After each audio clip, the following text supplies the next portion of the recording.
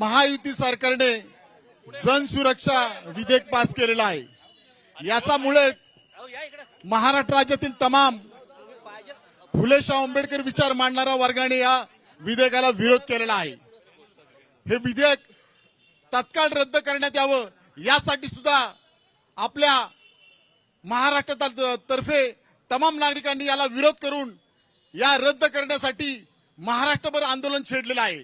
मुळात जर आपण पाहिलं भारतामध्ये आज, तर भारतामध्ये जी हुकुमशाही चाललेली आहे, सर्व संस्था एक प्रकारे एका मोदी आणि शाह साहेबांच्या ताब्यात असून या प्रकारे छळ करण्यात येण्यात प्रयत्न होताना दिसत आहे। याचा निषेध आपण राज्यभर करत आहोत।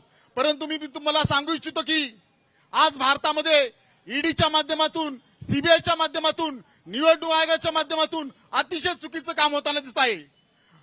महायुती सरकार म्हणत आहे की नक्षलवादासाठी आम्ही विधेयक आणलेलं आहे, हे पारित केलेलं आहे, परंतु आपण कोणत्याच नागरिकाने सरकारच्या विरोधात आवाज उठवू नये, तसंच पत्रकारांनी सुद्धा आवाज उठवू नये, विद्यार्थ्यांनी आवाज उठवू नये, यासाठी हे विधेयक पारित केलेलं आहे।